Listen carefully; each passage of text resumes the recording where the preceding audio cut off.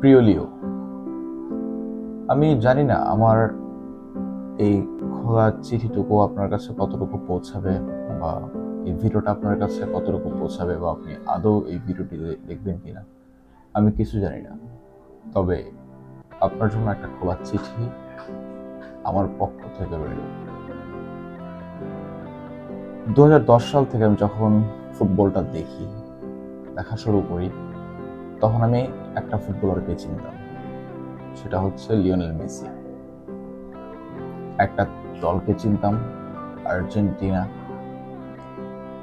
সেখান থেকেই সেই মেসিকে ভালো লাগা, ভালোবাসা, পরবর্তীতে সেই মেসিকে আমার আইডল মনে করা। এরপর থেকে প্রতিটা বিশ্বকাপেই লিওনেল মেসির জন্য পাগলামি করা বা উন্মাদ হওয়া। আমার ফুটবল ভালোবাসাটা আপনার জন্য, আমার ফুটবল দেখাটা আপনার জন্য। আমার আব্বা যখন আমাকে শেখায় যে এটা আর্জেন্টিনা, তখন আমার আব্বা দেখায় যে এটা মেসি, ওর খেলা অনেক সুন্দর। তখন আমি অজান্তে, না জেনেই আমি ওই এক মেসিকেই ভালোবাসছি, সেই মেসিকে আমার আইডল মনে করেছি। সময়ের পরিক্রমায় আজকে 16 বছর, 16 বছর, তবুও মেসিকে এখন পর্যন্ত আইডল মনে করি, ভালোবাসি, মেসিকে সম্মান করি। মেসি ছাড়া কোনো খেলোয়াড়কে আমার এখন পর্যন্ত গ্রেট মনে হয়নি বা ভালো লাগেনি, ভালো লাগবেও না। 2010 সাল থেকে সে একজনের প্রেমী। আপনাকে ভালোবেসে আপনার ভক্ত হওয়ার পর 2014 বিশ্বকাপের ফাইনাল দেখলাম, 2015-16 কোপা আমেরিকার ফাইনাল দেখলাম, 2018 সালে আপনি রাউন্ড অফ 16 থেকে বাদ হয়ে গেলেন, সেটা দেখলাম। 2019 কোপা সেমিফাইনালে আপনি ব্রাজিলের কাছে হেরে আপনারা বাদ হলেন, সেটা দেখলাম। ইভেন 2021 সাল থেকে আপনাদের প্রত্যাবর্তন দেখলাম। 21-এর কোপা আমেরিকার চ্যাম্পিয়ন হলেন, 22-এর ফিনালে ইজিমা চ্যাম্পিয়ন হলেন, 22-এর বিশ্বকাপ চ্যাম্পিয়ন হলেন, 24-এর কোপা আমেরিকা চ্যাম্পিয়ন হলেন, 26-এর ফাইনালে রানার আপ হলেন। সেই জিনিসগুলোও দেখলাম। আসলে একটা মানুষের এর থেকে বেশি কিছু জেতা উচিত নয়, আমি মনে করি। ইভেন এর থেকে বেশি কিছু একটা মানুষ জিততেও পারে না। ফুটবলের এমন কোনো অর্জন নাই যে আপনার কাছে নাই, আপনার ঝুড়িতে নাই, আপনার রেকর্ডে নাই।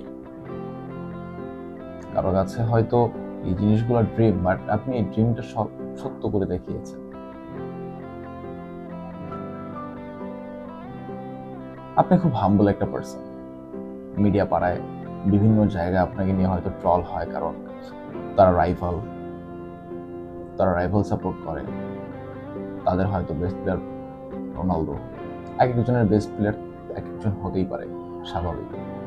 বাট আপনাকে নিয়ে মারাত্মক যে ট্রলগুলো হয়, সেই ট্রলগুলো আমরা ডিফেন্ড করি। কারণ কেন? মেসিকে আমরা ভালোবাসি, মেসিকে আমরা সম্মান করি। আপনাকে ভালোবেসে আমরা 3টা বিশ্বকাপ ফাইনাল দেখলাম।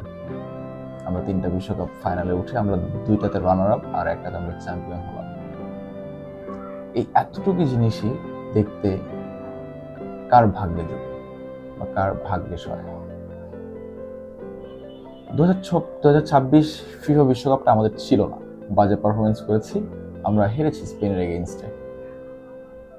কিন্তু লিও, মনে রাখবেন, আপনি আমাদের মন জয় করে নিয়েছেন। আপনি আমাদের মন জয় করে নিয়েছিলেন সেই 2022 সালে। আমরা আর্জেন্টাইন ফ্যানরা 2026 বিশ্বকাপ শুরু হওয়ার আগ থেকে একদম সেমিফাইনাল পর্যন্ত একটা কথা বলেছিলাম যে ফুটবলের কাছ থেকে আমাদের চাওয়া পাওয়ার কোনো কিছুই আর নাই, আমরা সবকিছু 2022 সালে পেয়ে গিয়েছি।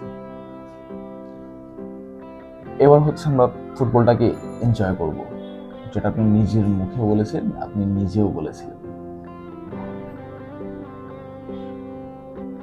তবে এই ফুটবল বিশ্বকাপের প্রতিটা নকআউট ম্যাচ আমাদের একটা করে রিয়েলিটি চেক দিয়ে গেল, এবং প্রত্যেকটা কথার একটা মিনিং দাঁড়ায়। We want more. লিওনেল মেসির জন্য আমরা এইটাও চাই। আমরা চাই এই ওয়ার্ল্ড কাপটাও লিওনেল মেসির হাতে উঠুক।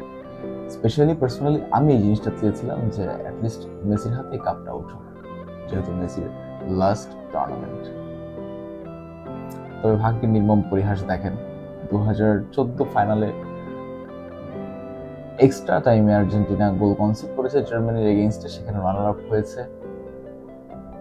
2026-এর ফাইনালে স্পেনের কাছে এক্সট্রা টাইমে আর্জেন্টিনা গোল কনসিড করে রানার আপ হয়েছে।